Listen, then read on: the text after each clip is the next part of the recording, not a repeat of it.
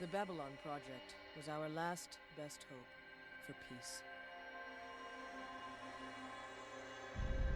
It failed.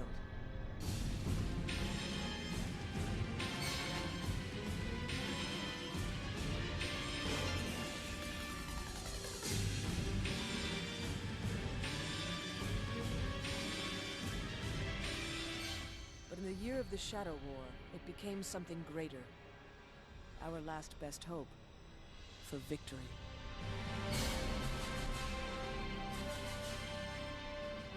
The year is 2260. The place, Babylon 5. Hello and welcome to Chats, a television podcast, Season 6, Chatzylon 5. My name is Alan, and his name is Magellan. Welcome to the beginning of the podcast. What part of the episode was that from? My name is Jeremiah. His name is Jeremiah. Welcome to the end of the world. Oh, okay.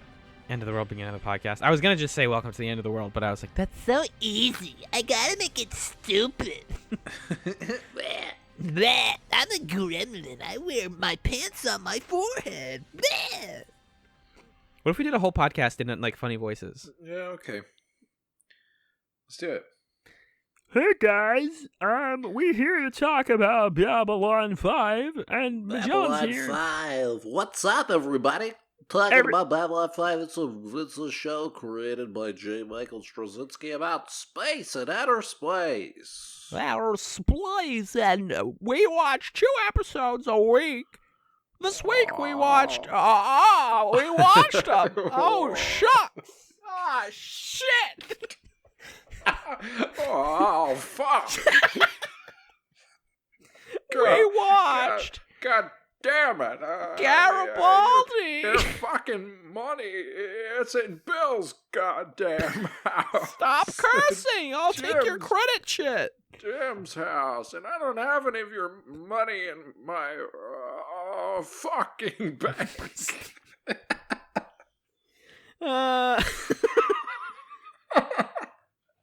What in the hell, truly? This is somebody's first Chats episode. They're like, oh, what's the latest episode about? Oh. Oh, but they do a belligerent Jimmy Stewart impression for 45 minutes. It's actually really avant-garde. Yeah, I love it.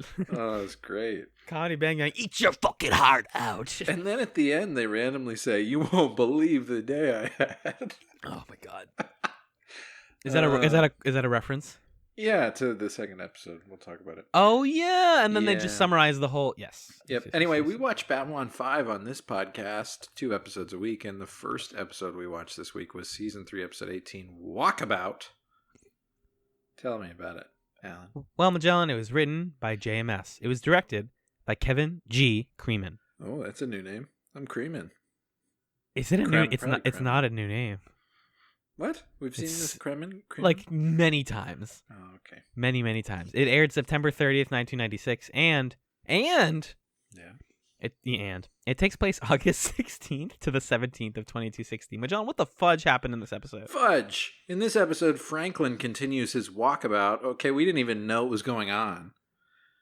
So, Yeah, excuse don't me. say He continues. starts his walkabout, basically. Yeah, from our perspective. In this episode, Franklin continues his walkabout through Down Below. A replacement Vorlon arrives on the station. Sheridan is determined to score a victory against the Shadows using his newfound advantage. Alan, what'd you think of Walkabout? This is a great pair of episodes for chats, honestly. Oh, yeah? They're kind of busted, but kind of interesting, and they're not just like Yeah, they kind of objectively busted good. down Tatiana, to be honest. It's Oh, like- he's purring. Yeah, it's like when you Cute. take a cat and they stretch when you purr them. That's what when you pet them. I mean, when you purr Yeah. them. He purred. That's what that was. They both have really good parts and really frustrating parts. I think in this case, having a new Vorlon on the ship is like kind of cool, but ridiculous at the same time. The way they introduce it is great because in the cold open, I believe it's like Sheridan or not Sheridan, Ivanova, who's like, "Where the heck is Sheridan?" And then someone's like, "Oh, he went for a walk." And he's like, "What do you mean? You can't go for a walk on a closed station, or like we'll know where you are if you do that." Mhm. And it's funny because Franklin also goes for a walk, but he just goes to some seedy lounge bars. But Sheridan is like, no, I'm going to go for a walk on the rim of Babylon 5. And he goes outside and he's like, what the hell? And he just sees a gigantic Vorlon ship schlorp into vision. And we got this new creepier Vorlon. It's Kosh's weird cousin, Derek. Hey guys, it's me, the other Vorlon. You can call me Kosh. And they're like, Bud, what? Excuse? He's like, I'm Kosh. Can't you tell? It's me. Kosh was so sick. You had to listen to his early stuff to really get it, but he was so cool. And you killed him. You suck. I'm him now. And they're like, hey, that doesn't want... They're so, like, determined to not... They don't want to go with this at all. They're like, no, he's Kosh. Isn't it respectful if we, like, honor him by keeping his name separate from you? And he's like, no. You don't make Vorlon rules. We decide what our rules are.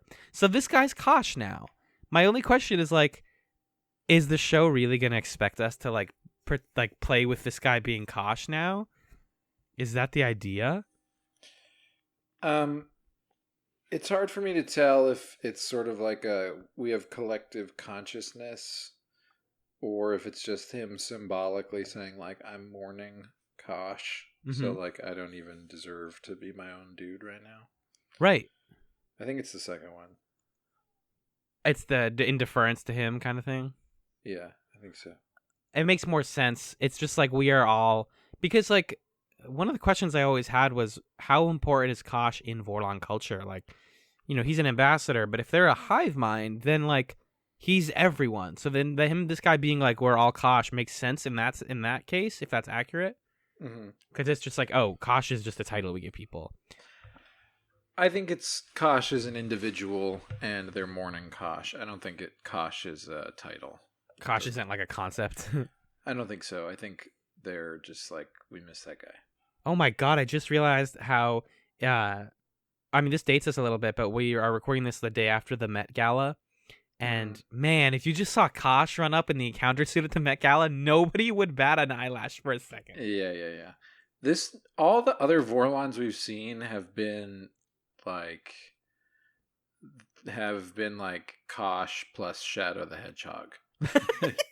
Dark Kosh. It's interesting to me that Kosh is kind of like a humble green guy, and then everyone else has these big swoopy heads and purple cloak. Yeah, exactly. Yeah. It's very creepy. Yeah, so we get this new Kosh guy, and he's all Vorlon-y. And then he runs into Lita Alexander, and he force chokes her for letting Kosh die. It's your fault. Kinky. I'm so mad at you. I'm sorry. She was busy. I was confused at first. I was like, why is he mad? And it's just, like, she was not around at the time, and she probably could have stopped it. But she redeems herself in this episode in a big way. Yeah. It also just seems like an impulsive act on the part of this new Kosh guy.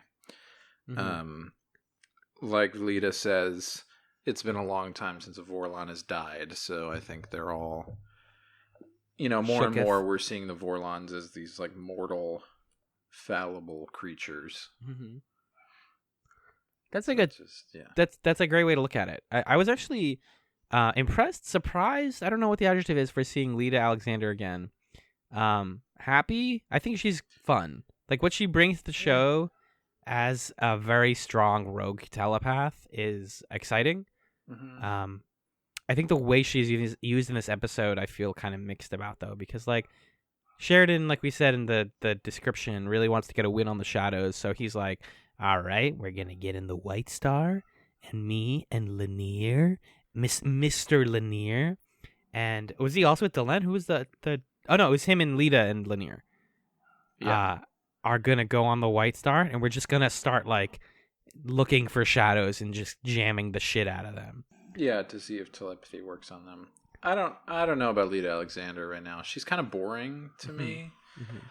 Like, there's just not a lot to her character, and I think what happens is I keep thinking of what if Talia Winters was here, you know? Yeah. Like, Talia Winters is just a better character, and she wasn't even that well developed. But she had a little more conflict and a little more, like, agency, honestly. Because Lita Alexander, all we know about her is that she's, like, dedicated to the Vorlons and is going to do whatever the Vorlons want. So, I don't know. I'm neutral on her, but I think this development of telepaths can jam the shadow vessels is a cool way to kind of have everything in the universe matter at the same time. Right. It's pulling together a lot of different stuff. Honestly, I also feel mixed about two things from both. One thing from each of these episodes that I'm starting to think are going to become bigger deals. Yeah. I have a feeling the Minbari conflict in the second episode plus the telepath stuff from this episode are going to be what comprises like season 4. Yeah, we'll talk about the Minbari stuff with the next one. I think definitely it feels to me like there were big moves that were being made in season 2 to make Psycor this really scary, evil organization that like has its grips on Earth. And it seems to me like after we deal with the shadows, which is going to happen given that we flash to the future and we saw that happens. Once we deal with the shadows, I think then in the rubble of that, it's like, okay, well, now Earth is still under the control of this military dictatorship where the president and Psycor are controlling everything. And maybe there's even going to be some cooperation between, some like uneasy alliance between Bester and Babylon 5 or something. Right. That like as soon as the conflict is over, they turn on each other. Yeah, the last time we saw Bester, it definitely seemed like they could lead to that. They could lean into that. Mm-hmm. But I just like the moment specifically. It was a shot for me that made me think, oh, we're gonna get telepaths next season. Was they had multiple Minbari telepaths on the White Star, if I'm not mistaken, in this episode, and they were like, okay, we found our attack method. We use telepaths to jam the shadow ships, and then we just fire a big yellow laser at them for like a straight minute, and then we win. And, you know, you don't get that power from nothing. You need a lot of telepaths to do that. So I think maybe they go into the, like, there is something being said just about the cinematography of like lying a bunch of people down in a ship and using their like mental powers to power a death ray. You know what I mean? Like, is there something they're saying thematically there about like how we have to use people, and the only way to win this war is to like... Yeah, it certainly felt gruesome, right? Like, especially this shot where Lita is attacking that first shadow ship, and it's the extreme close-up on her eyes, and it pans across from her left eye to her right eye. You see her right eye is bleeding. Bleeding, right. I gasped. I was like, oh, yikes. Right. It's certainly the show wants you in that moment to feel uneasy. Like, it's not a triumph of, oh, hell yeah, check out the big guns we got now. It seems like it's a technique that is going to be risky and like could backfire in some unforeseen way. So I'm excited to see where that kind of thing does. My other suggestion was like, so this is like minor, not spoilers, but like description of a thing that happens in Star Trek Discovery. Yeah. Where they figure out that one way that they can use warp drives is by manipulating these like spores that exist throughout space. There are like spores that are just like in another dimension, and if they have somebody who can like manipulate those, they can travel faster than any warp speed can take them. So they have a guy who like melds with the spores and just becomes basically their propellant. He is their engine. Because he's just like, I do spore shit. But it hurts him, and there's this whole plot line about, like, we can't just make this his job because he's still a person. And what if this kills him and all this stuff? And that was kind of what this recalled for me, is, like, great. You figured out that telepaths can make a really good shadow killing weapon, but then like, do we just like hire a bunch of telepaths and like throw them at this problem? Right. And as you said, because Lena's hurt by it, like this is not comfortable for them.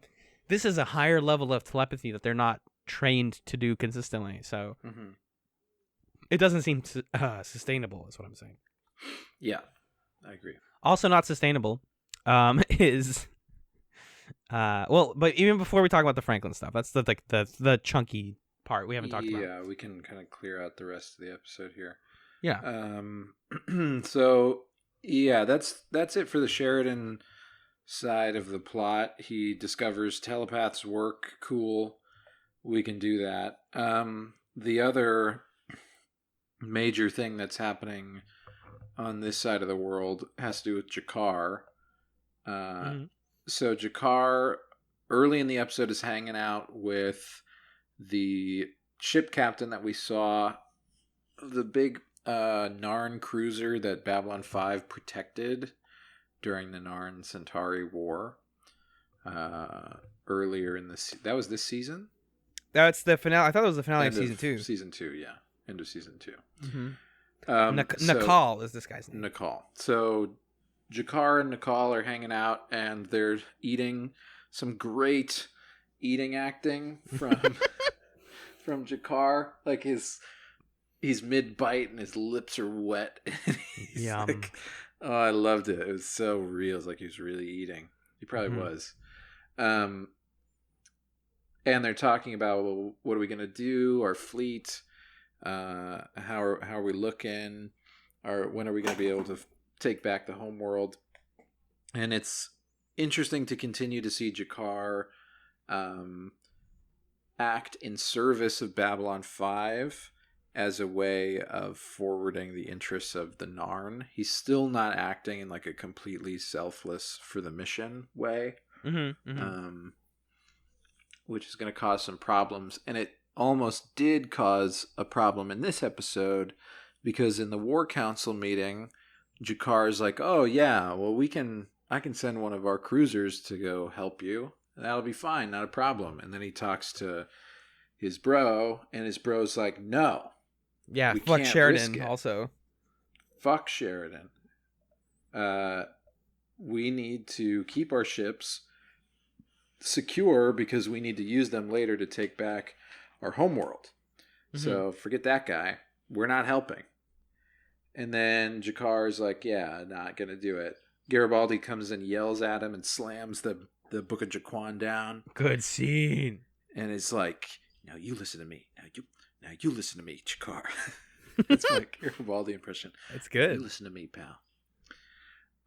He gets pissed and he says, the mission and there's sometimes there's something bigger than you, and you just follow orders because it's the right thing to do.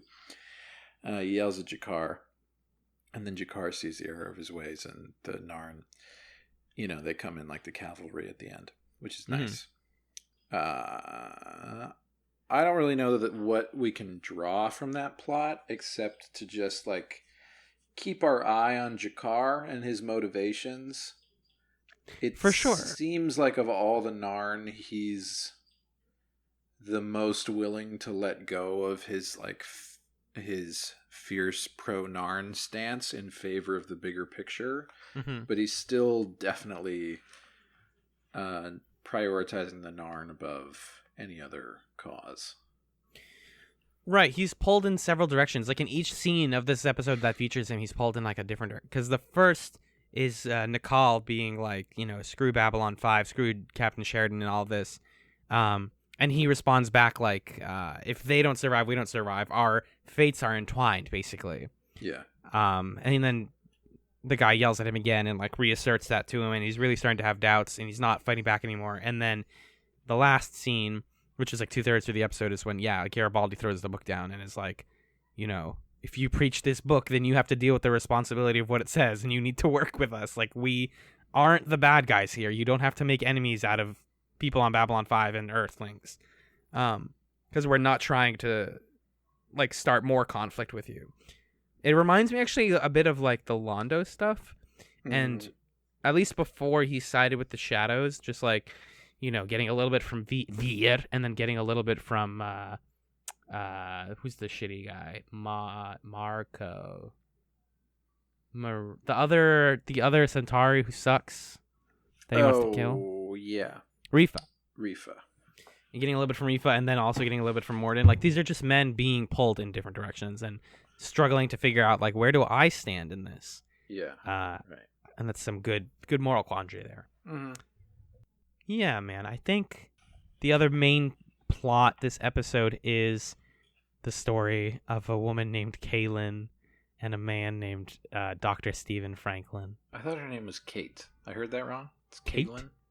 There was a Kate earlier in the show. Oh, okay. She's Kaylin? I believe so. Yeah, Cailyn. Yep. Okay.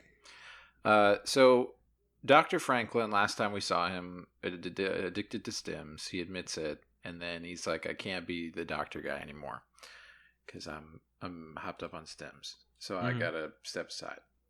Sheridan's like, bro, that's wow. All right, Wow, bruh. Bro, that's crazy, dude.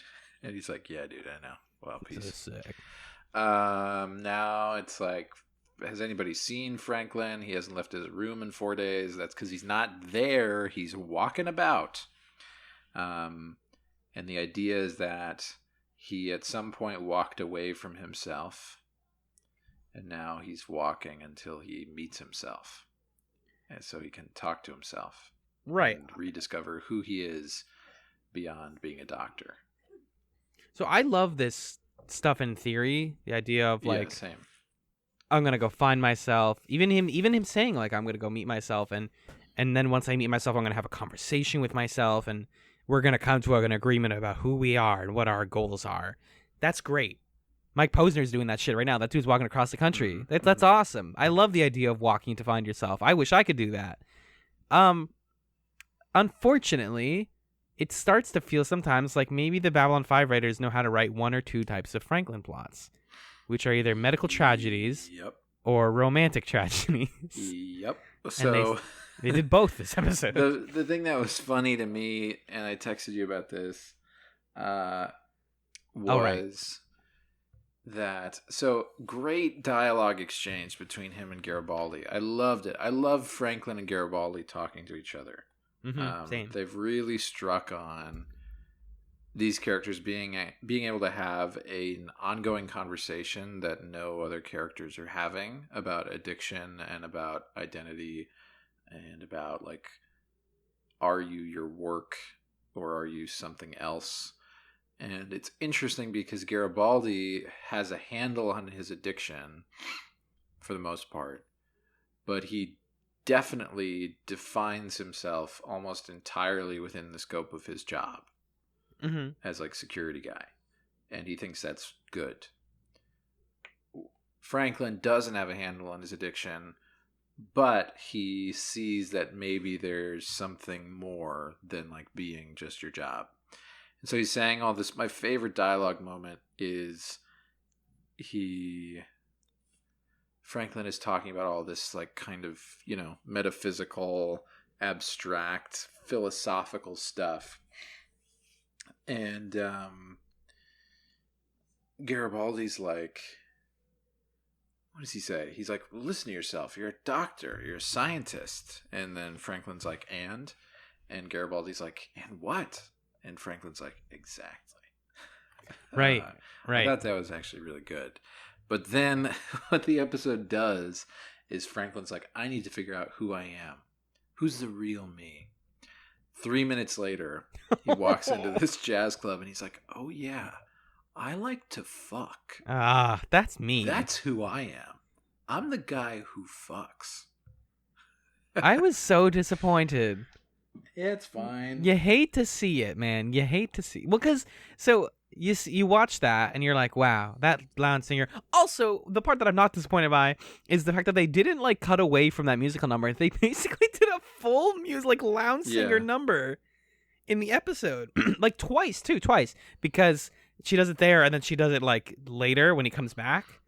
Yeah, I'm like, wow, they really want to like give this woman a full performance. I'm not actually sure if it was the actor who played Kaylin, Erica Gimple, if it was actually her singing or if they like got somebody else to do it. But that was good stuff, and the song is good. It's a good vibe, and then he stays behind, and even the way he flirts with her is like kind of creepy in a 2019 context.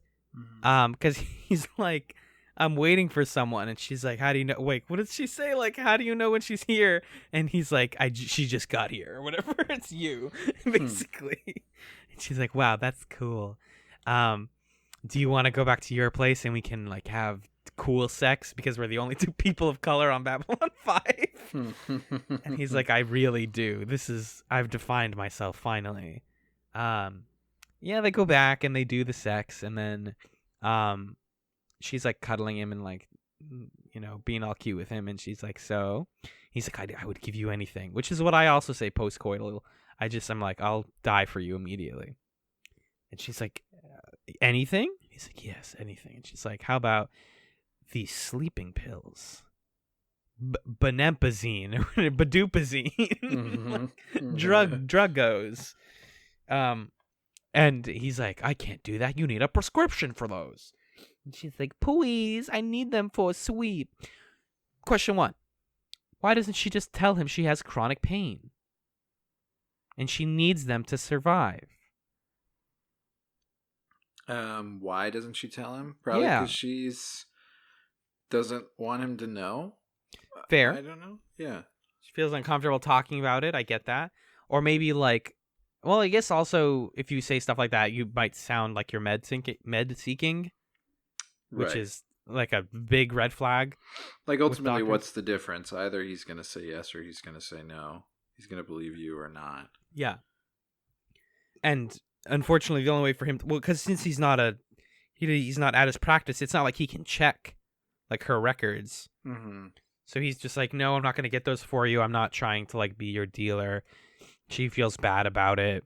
They have some conflict, and then he comes back and she's dead. And he's like, what happened? She must have died of an overdose. And you're like, wow, I totally predicted this. What a boring plot. And then kind of twists it on you a little bit. Yeah, that's what I'm saying. You at this moment you think it's a boring plot, and then he goes to the like medical bay, and they're like, yeah, she didn't die of an overdose. She died because she didn't get the medicine she needed. Mm-hmm. Because you didn't know how to stop being a doctor for 5 minutes. You don't know how to be, like, you did not succeed in your training or in your walkabout. Like, the goal of your walkabout was to find yourself, and maybe you're still like struggling in that. And I like that it's not clean. You know, I like that he didn't just go on a walkabout and now he's great and he's back to working. Because I believe he is still going on it. Yeah, he's still walking around. We see him for a little bit in the next one. Right. And they're like, yep. Oh, yeah, because there's that moment where, like, Ivanova's like, how's the drugs going? And he's like, bad. They're going bad. Yeah. It's a slow process. It's evolutionary. I guess I do like that it's not clean. But to be like, this guy is trying to find himself, and the way he does is through, once again, having sex with a hot mama. You know, it's one of those, like, kind of things. Yeah, I thought it was cool that the thing that fucks with him is his doctorly impulses. Mm-hmm. Like, the thing that gets in his way is, I want to help this person. This person is my patient. That assumption that he knows best and he knows how to treat people, like take care of people, and nobody knows how to take care of themselves, is the thing that kind of ruined this relationship and got him into trouble. Right. That's cool. I think that honestly represents part of the like walkabout process that he's on.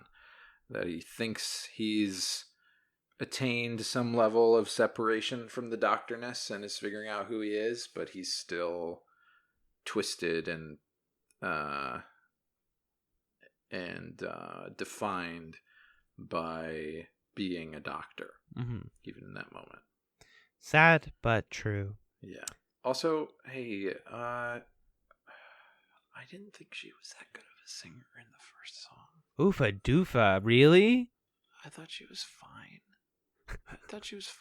But I don't know about her talent as a singer. I mostly just was like, wow, this is a good vibe. I like the vibe. When Franklin was right, like, you're really good. I was like, really? You think so? I thought the second song was pretty good. I so loved the cut from Rita Alexander to the Vorlon being like, somebody else might have a piece of Kosh. And then it does this, whatever, a J cut or L cut, whatever you call it, where you hear the sound of her second song and stay on the image of the Vorlon. And it was this weird, like the tone was weird. Looking at this purple ass Vorlon. I'm watching it right now. Jazzy tune kicks in. Yeah, rewatch the moment. It's so amusing. He just looks up like Wally. He's just like, huh, me? Am I sketchy? I think about the things we had. That's fantastic. Good shout outs to the audio editing on that. That's very good. Really right. It's listed that the song is, again, less of the song is good and more like, ooh, this is like a 90s like R&B jam. I'm into. You don't expect to see that when you're watching Babylon 5. You don't strap in for something like that. But yeah, that's what I have for Walkabout. Did you have any other stray notes, mister? No, I think that's it. Cool. I have one email, and then I wanted to briefly talk about the comic books that I've been reading, the Babylon 5 comics. Great. Would you like to read this email from listener Patrick? Sure. All right. So here's a message from Patrick. Patrick says, "Hey guys, love the pod. Been catching up super fast and wanted to say I have enjoyed the podcast a lot. Thank you for listening. Thanks. I would add to your guest, Marcus, in that Season 5 of Babylon 5 is pretty good. It has its problems. Sometimes feel like a Netflix revival years after the end of a show. Oh, interesting. But it is still really good TV. I've rewatched Babylon 5 a number of times and watched it when it was airing. I usually find when I rewatch, I watch Season 5 first, then 1 through 4. It's a better reviewing experience, in my opinion." That's interesting. Thanks again for the pod. Love your predictions and reactions, Patrick. Thank you, Patrick. I'd love to hear people who've seen the whole show's thoughts on like atypical rewatch strategies like that. The machete order of Babylon 5. What do you think of that? Right, maybe watching the end first, especially once you have seen everything, is a lot more like rewarding because you get to watch the payoff and then you get to like enjoy the build and take your time with it. You're not just like trying to rush to the payoff. Yeah. I was hanging out with someone the other day who had a friend of mine who has never seen any Star Wars movies, and Attack of the Clones was on cable, and we watched like 30-45 minutes of Attack of the Clones. Oh boy. And it made me wonder, like, is that the best place to start with Star Wars? Because it's the worst one.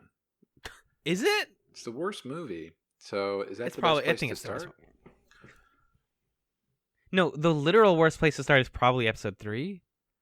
But it's fun. Episode 3 is at least fun. Episode 2 is just like... No, episode 3 is a bad place to start. I'm positing episode 2 is a good place to start. Oh. Because it's a bad movie. But if you've never seen Star Wars before, it kind of sets the expectations low. And the person I was with was kind of like into it a little bit. Because it was the part where it's like Anakin's off hanging out with Padme and they're getting kind of like flirty. But then he goes and like murders all the sand people because of his mom dying. It's kind of compelling in the abstract. Anyway. Right. No, I see what you're saying. I think what's interesting about that if you made that decision is like, that's a good first film for somebody who cares about the world of Star Wars and the drama and not so much about like the linear story. Because stuff like the Machete Order is specifically like you want to get the story in the best, most effective way possible and have it like injected straight into you. Get to the good parts, get to the reveals at the time that they were meant to happen, right? But when you start with Attack of the Clones, it's like, what is... Like, I want to know what this is. I'm compelled to keep going because this is so out of nowhere and strange. unfortunately, if you watch more Star Wars, you figure out that Anakin's motivations aren't always like they don't make perfect sense as you go forward. But I digress before we piss off any Star Wars fans. Bring it on. I don't care. Fight us. Yeah, fight me. No, but don't. Magellan's like the biggest Star Wars boy out there. You can't even. You can't even. Huge Star Wars boy. He's basically the Max Rebo of Star Wars. I'm the Max Rebo of Star Wars, and he was in Star Wars. And he was in it. Cool. Well, so speaking of Star Wars, I read some comic books. I read some expanded universe content, Magellan.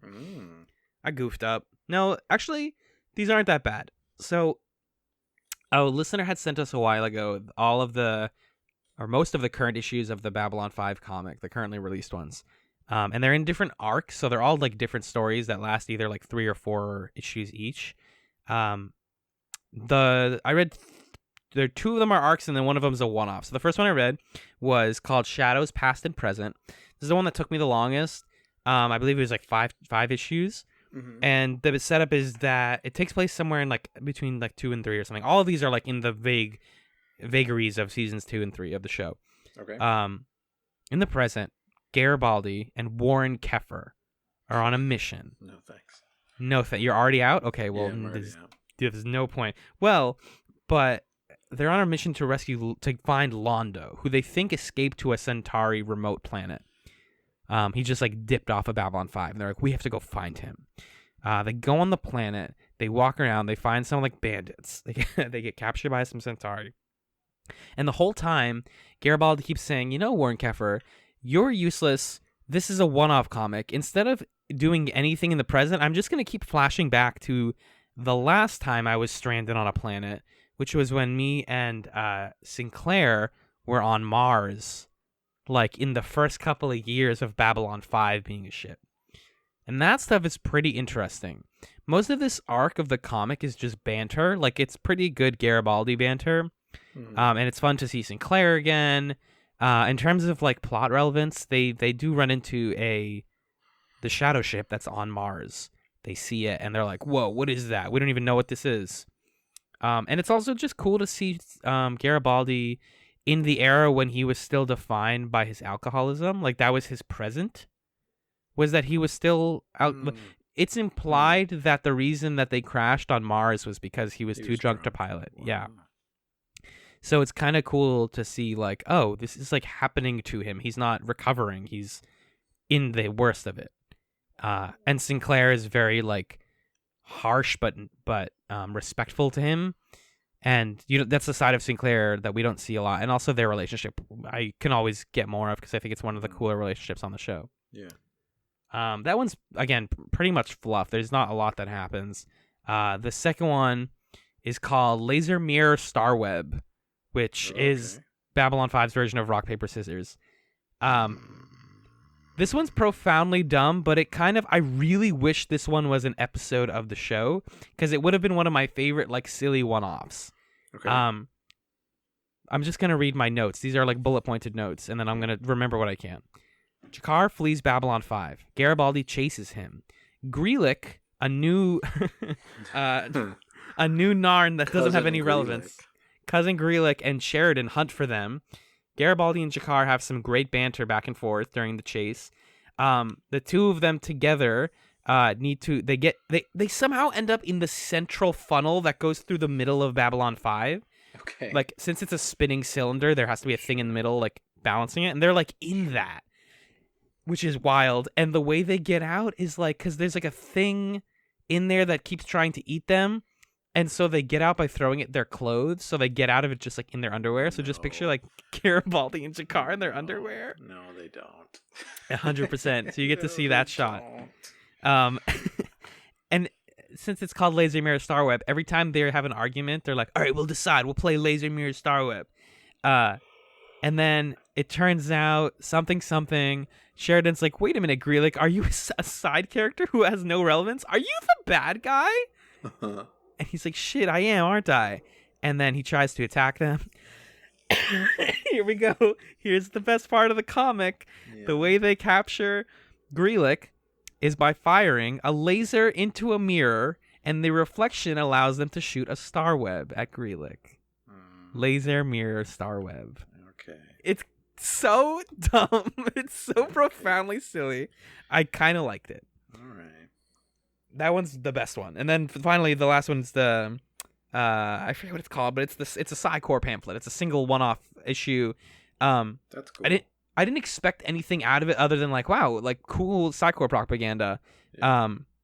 Two cool things that they show though. One, they show what happened to the first telepath, like literally the first kid who like realized that he was a telepath, and they were like, oh, we need regulations for this. We should form a Psy-Corps. And then also in showing like, and you too, Timmy, can be a member of Psy-Corps. The quote-unquote Timmy of their story is a boy named Alfred who grows up to become Alfred Bester. All right. Cute. So they like show him as a kid, like finding his powers and meeting and like hanging out with his friends. And then he like grows up and he becomes the boy himself. Which is kind of fun. Cute. Yeah, and then it just ends with like a little quiz that's like, find out if you're a telepath. Do your friends... This is like the best part. It's like, do your friends think you're weird? Are you an outcast in society?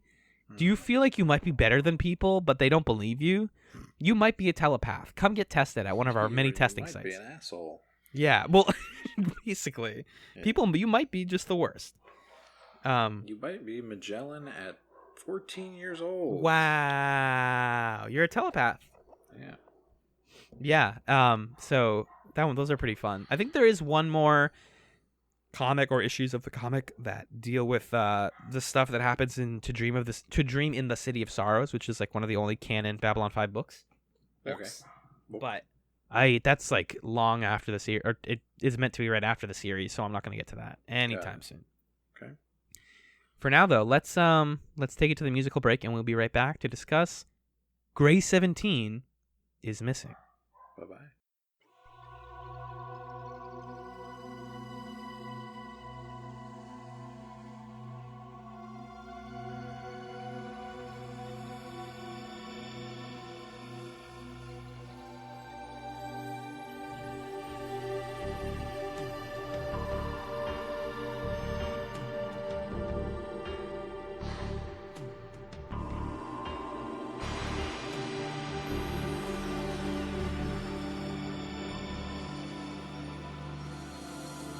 Welcome back to Chatzylon 5.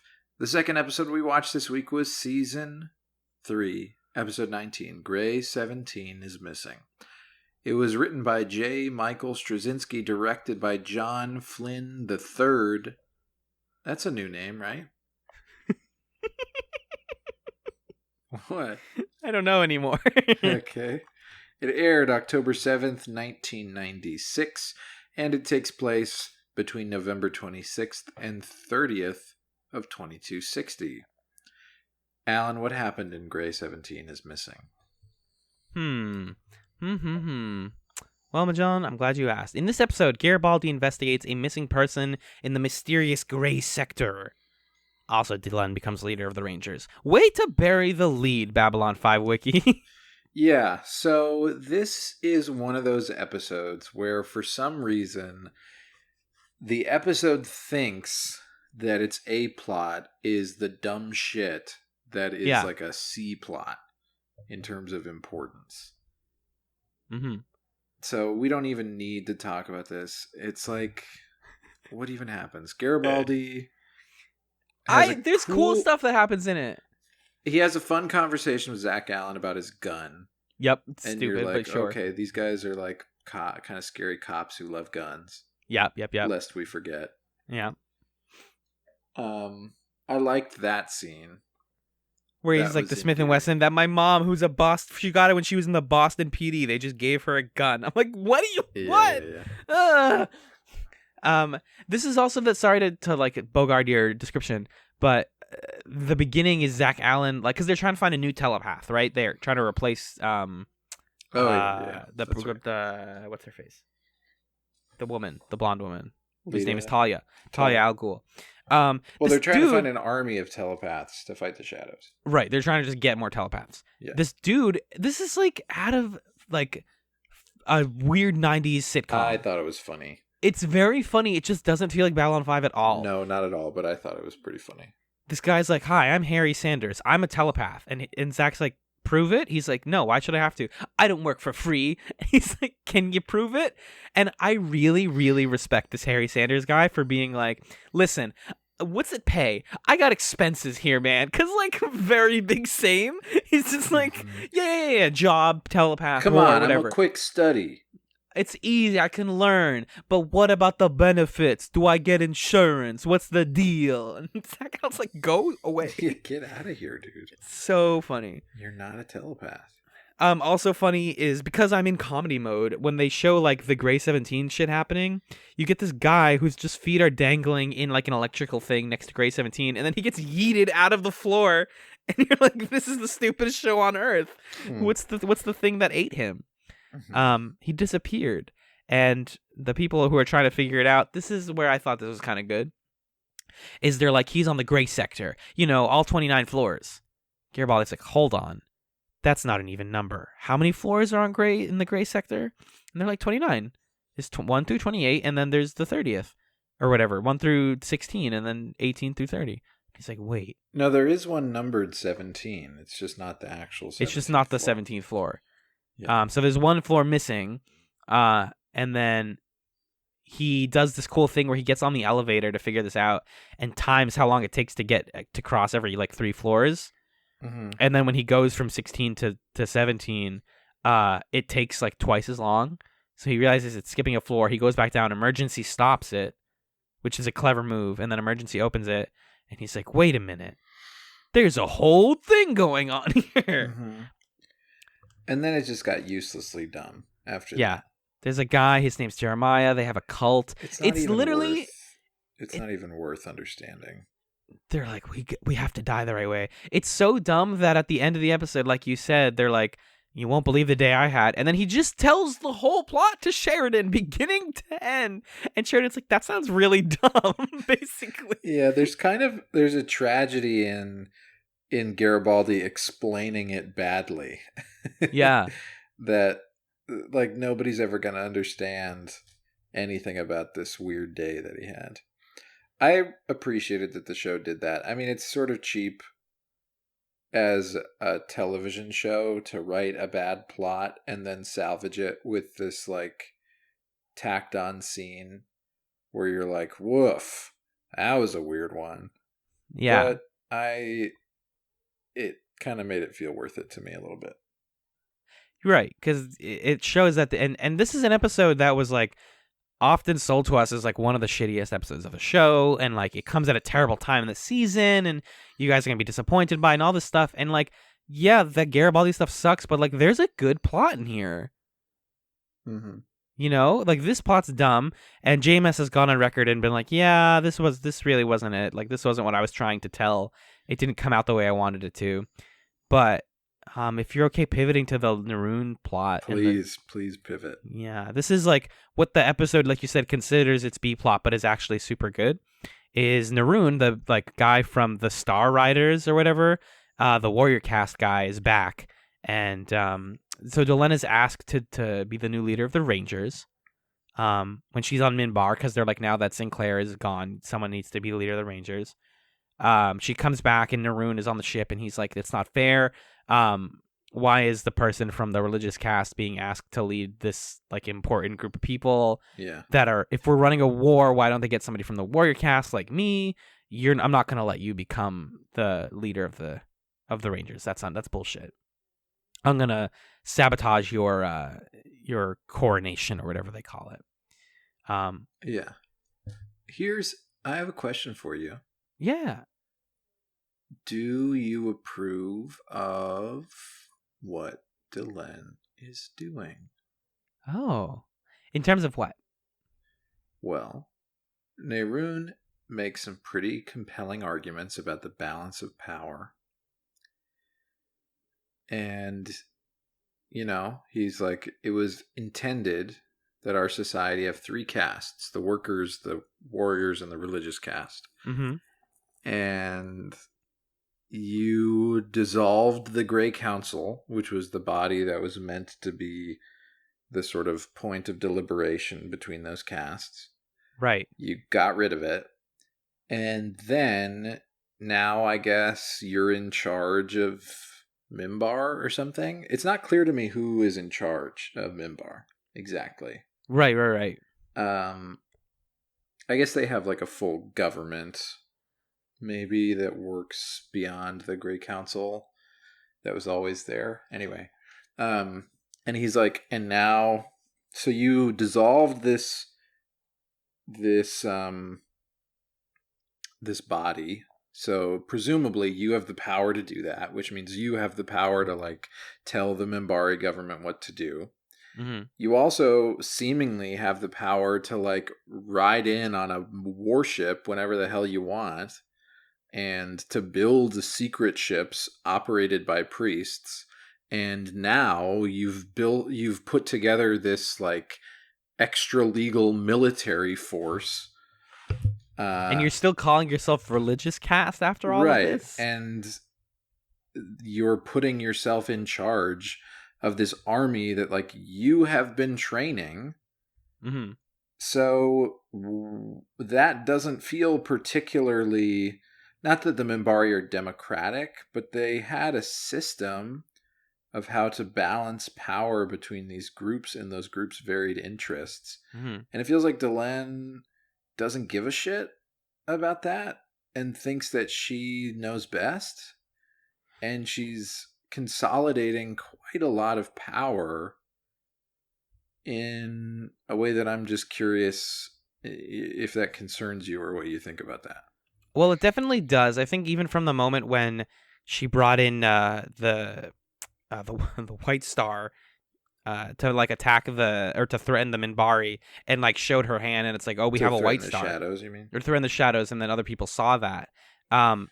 That is a moment of like, yeah, Delenn clearly is stretching beyond her means and doing things that are like way outside of her practice, and that is dangerous. Mm-hmm. But I think dissolving the caste system through this like forceful revolution of like, we need to change it. Religious can run a military body if we need to for the sake of fighting a greater conflict, and then we can figure out how to fix this later. Like in the Shadow War, somebody needs to take control of the Rangers. Somebody like responsible who knows all of the parties involved and knows what's needed to be done.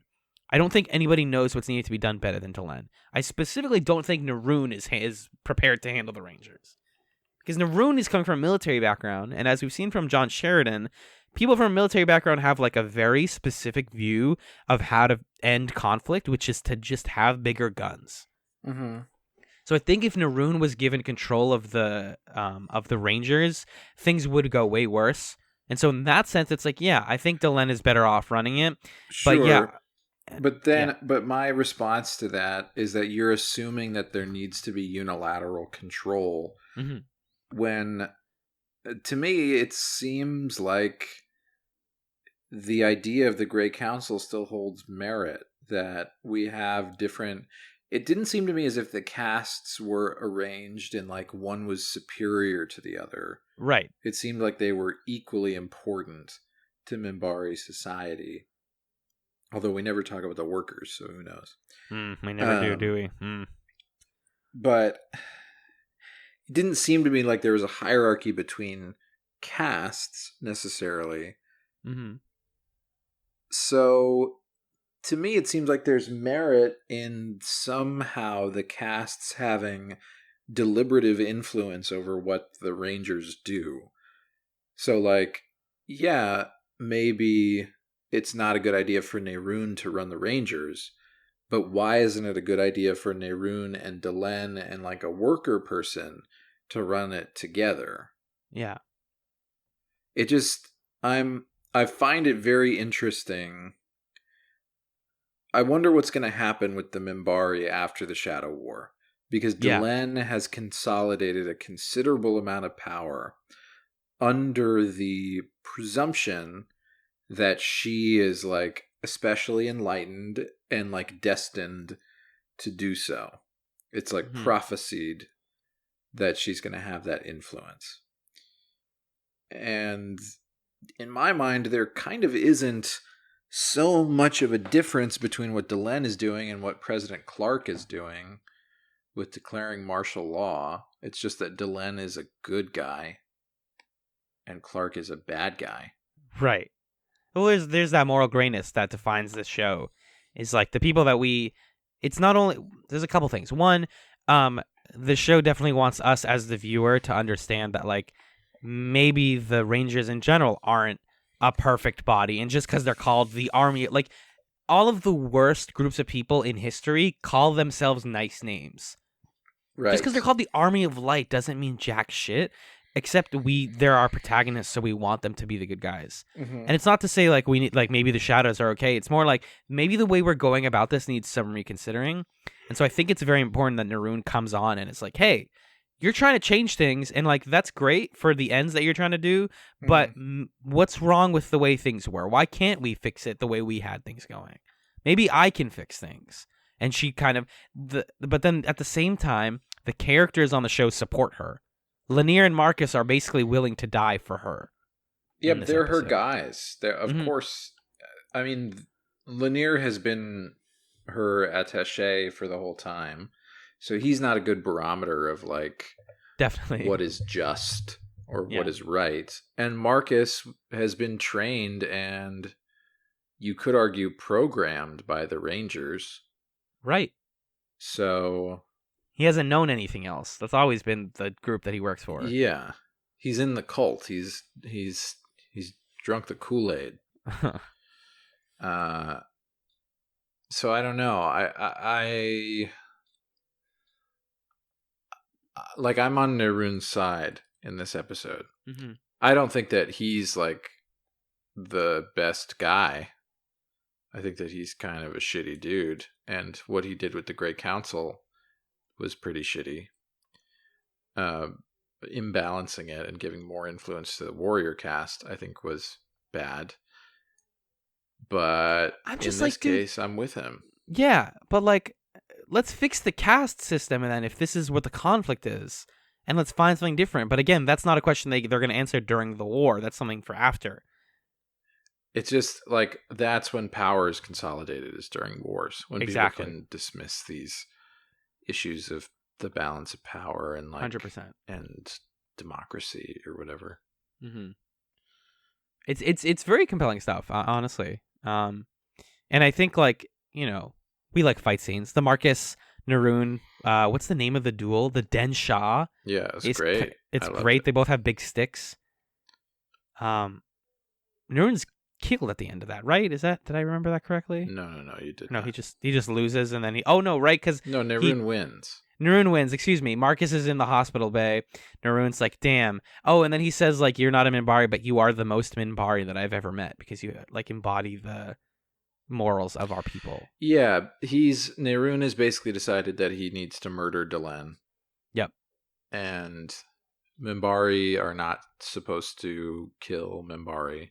Mm-hmm. And they haven't done that for like a bajillion years. And that would ruin everything if they did that, yeah. Yeah, but he is so concerned with her grabbing power that he's willing to essentially start a civil war for the sake of stopping her from having so much authority. And then Marcus puts himself in the middle because Lanier asks him to. I like Lanier and Marcus talking to each other. That's another pairing that I enjoy. Yeah, me too. Because Lanier kind of like lets his hair down a little bit when he talks to Marcus, and his bone hair, and he's like, "I'm breaking a promise in order to not break a promise." All that stuff. Was great. Mm-hmm. I don't even remember what I was saying at this point. Oh, but Naroon is fighting Marcus to try to kill Delenn, and Marcus is protecting her. And then Naroon gains respect for the fact that Marcus is like, I'm fighting in Valen's name, and I'm doing all the Minbari things. And he gains appreciation for like, maybe we're not so different after all. Right. Marcus gains Naroon's favor by, like you said, being a quintessential Minbari and saying the right words and calling it what it is and doing it fairly. But so even though Naroon defeats him and puts him in the hospital, he looks on him afterwards and is like, man, this is a good guy. This is the guy doing the right thing. It's weird. I think we're gonna have to see Narun again. This guy's been around since season 1. I just remembered. So when we were talking about like where does this go, I think like Minbari cast drama and like them trying to restructure the cast system is gonna be an avenue for them to tackle next season. Yeah, I think so. There's got to be more to this. There's some crunch in there for sure. Yeah. I think he's such a great performer, too. He really is. The Narun guy. Yeah. He's very serious, but not like... He's fantastic. Yeah, exactly. My last note... Oh, we were talking, you asked if John Flynn III is new to the show. Mm-hmm. TKO, Soulmates, The Long Twilight Struggle, and Ceremonies of Light and Dark were the 4 episodes that he directed before this one. TKO, God, remember TKO? Yeah. That's Yeah. Yes. Yeah. I'm gonna rewatch that one. Shit, dude. Anyways, so yeah, this is a better episode than people had led us to believe, I think. I don't mean to be like, we're the people who like the bad episodes, but because we still don't like A Late Delivery from Avalon. Listen, the Garibaldi part of the episode sucked. It's garbage. It's bad. There's It's a puppet that shoots like tranquilizer darts. Every scene that Narun is in is awesome. Yes. The Marcus stuff is kind of cool. He's a little melodramatic, but I liked Marcus. You know, we got to check in on whether we like Marcus or not. I liked him.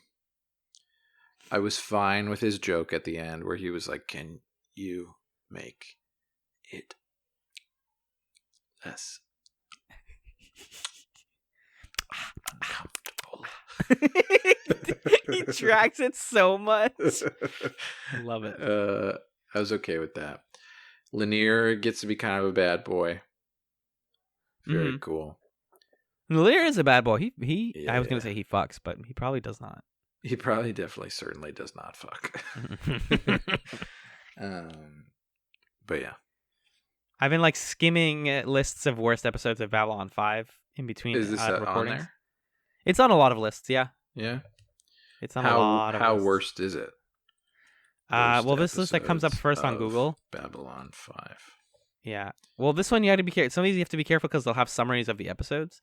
I just spoiled something for myself a moment ago. I was looking up if Narun comes back. I fucked Why are you like this? I don't care. Jesus. Now I'm just excited for what comes next. Good. I'm glad you are.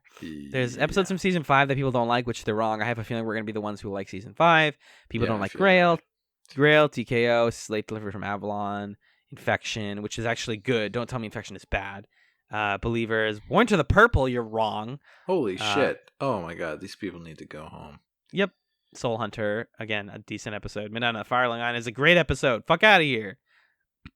And then this is number 24 on the worst episodes list. I feel like that sounds right. Uh-huh. Like it's Can't believe there's so much season 5 on here. This person is wrong. Yeah, this. And I haven't even seen it.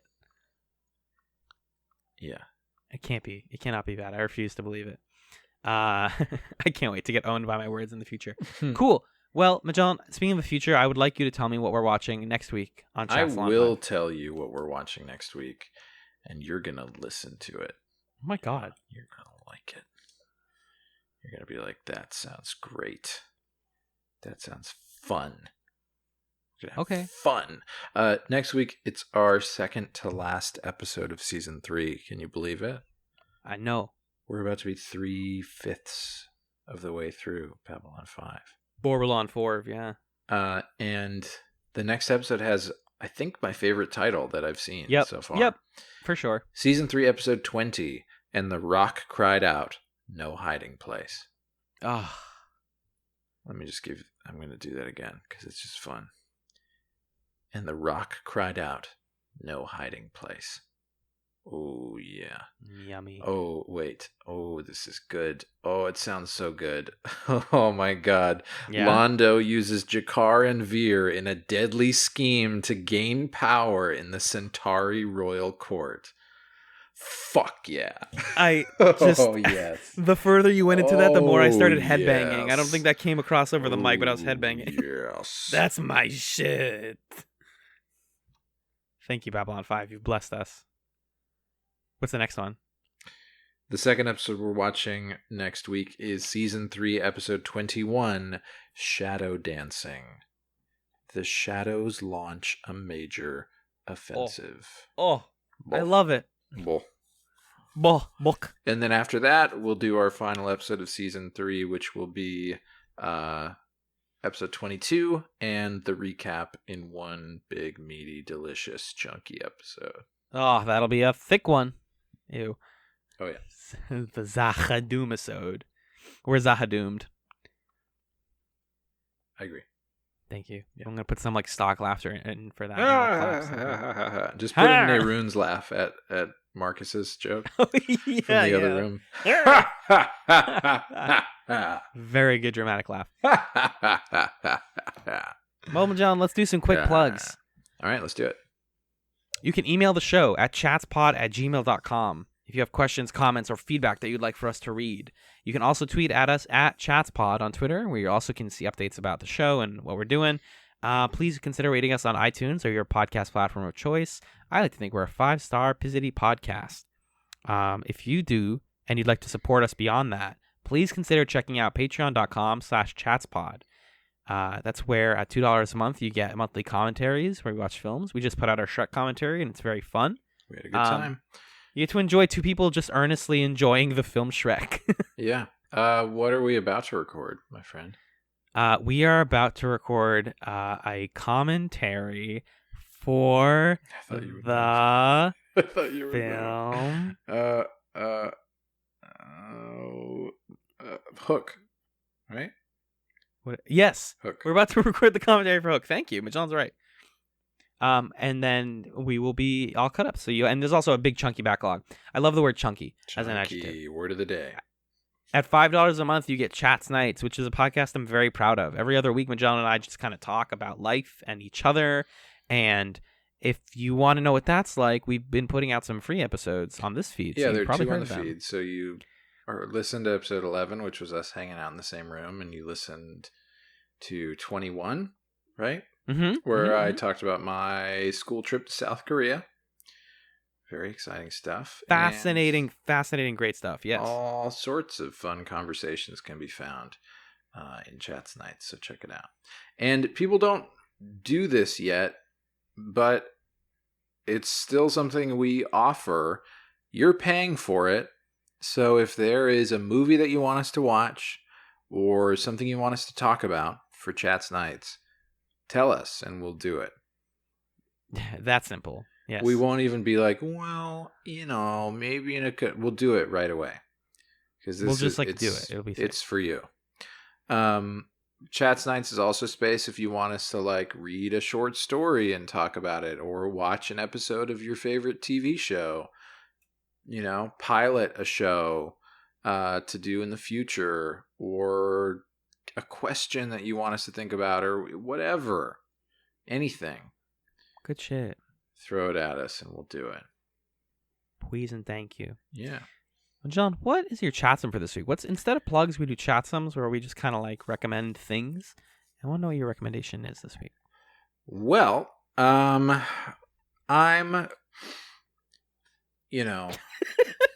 okay. People I think maybe it's whatever. You feel the way you feel about the upcoming 2020 election. If you're anything like me, you're on Twitter constantly, and you're constantly seeing shit from I'm very crass this episode. I'm realizing about myself. I love it.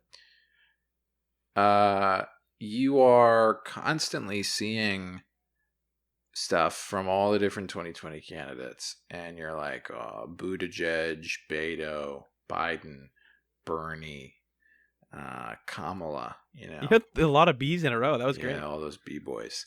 And you're like, who do I think is doing the best work? And can we just all stop humoring these not great candidates and agree that the best 2020 candidate in the field is Elizabeth Warren? Can we please just agree? Do you need water? I need a Democrat in the office. Is that what you're saying? I'm officially endorsing Elizabeth Warren for president 2020. That is my official endorsement, and I don't imagine it budging during the primaries. She is putting out real policy with real strategies for how to implement it. She is the candidate that is the most conscious of the destructive influence of corporations in our society. She is the most conscious of the needs of American families in order to be stable and to have a future. She is the most conscious of issues of inequity as they relate to race in our society and what needs to be done to address those things. She is the person to choose. I was watching a bunch of videos today of her back in 2004 predicting the housing crisis and being like, you guys, this is a problem. And the host was like, yeah, but the guy at the economic whatever shit, Alan Greenspan, it's like, it's not a problem. And she's like, no, it's actually a big problem. So just give Elizabeth Warren some money and let's get her there. Because I'll do it, but I really don't want to be canvassing for Biden and voting for Biden. I super duper don't either. I super do not want to do that. Because the dude was the fucking architect of mass incarceration, one of the architects of the crime bill in 94. Mm-hmm. The dude voted for the fucking Iraq war. The dude said that Dick Cheney was a cool guy. Like, this is not the dude. There's actually, I really appreciate the work that's been being done across journalists of like good pieces that are pointing out all the stuff that Biden has done and said and vouched for in his lifetime, because there is still, we're doing this now and people are still going to vote for Biden because it's like he's the friendly uncle who was friends with Obama. I'm holding out hope that when we get to the debates, people will be like, oh, well. Oh, whoops. This chick is fire. And this Biden dude is like totally, he's canceled. Sucks. He's canceled. So yeah, please donate money to Elizabeth Warren. Could you please? That would be awesome. Also, I went to a museum exhibit the other day about Frida Kahlo, and she's fascinating. So look up some articles about Frida Kahlo and just learn about her because she's really cool. That's my other chance. 2 human endorsements. I love it. Human endorsements. What about you? Sorry, I took up a lot of time, but I feel very strongly about Elizabeth. I mean, I appreciate. This is not a bit, by the way. No, for sure. We don't. This is not a bit. This is a podcast hosted by 2 people who are very political, and if you are the kind of person who heard that and you were like, "Don't get this out of my recommendations," stop listening to this podcast. Yeah, you can always turn the show off at the Chatsums. That too. You can also just, if you want to hear us talk about Babylon 5, what sorry, but that's also probably going to involve political talk. Wet and wild in the Chatsums. Yep. But what I mean is like Babylon 5 talk is not going to be free from us talking. We talked about world history in this episode, you know? You're not, that's just who we are. Yeah. But regardless. We talked about the worker cast. What? The worker cast. Oh yeah, that too. Rise up, worker cast. Rise up, worker cast. I want to recommend a podcast. It's called The Dropout. Okay. And it's very popular. If you haven't yet, here's the thing. Here's the way I've been recommending it to people. If you haven't yet heard about Elizabeth Holmes and the whole controversy with Theranos, we got a double Elizabeth on our chat. 2 Elizabeths. If you haven't heard about this stuff, don't look it up. Just listen to The Dropout because it's I think it's 6 or 7 episodes. It's from ABC News. It's like some of the best investigative journalism, like podcasting I've heard. And it's real life So like I don't feel weird about spoiling it. It's one of the greatest lies in the healthcare field. One of the greatest grifts ever pulled. I think Elizabeth Holmes is a fucking character. Mm-hmm. But I have a lot of complicated thoughts about it. But definitely listen to The Dropout. There's an HBO documentary about this whole thing. There is gonna be a like Hulu show about it. But I think the podcast is like very digestible and features interviews with all of the right people that they were able to get. Because it's ABC. It's not just like some dude or like, some indie network. It's like, no, they got the people that you want to hear from to talk about this. Yeah. And as somebody who is in currently healthcare research and like healthcare in a broader career sense, like this podcast has been getting passed around my like communities for a while. And like this story has been talked about for years. So check it out. Inform yourself. Learn about the world. Yeah, I saw that documentary. Yeah, the HBO one? Is it HBO? I think. It's called The Inventor. Is that HBO? Yes. Out for Blood in Silicon Valley. Yeah, HBO. Mm-hmm. It's pretty good. I mean, the documentary is not a great film, but the story, like you're saying, is just nuts. Right. So that's another option for taking in this story. I haven't listened to the podcast, so I can't compare, but depends on what your steez is. Mm-hmm. Get your steez. And get your butt back here next week for another episode of Chatzylon 5. Peace.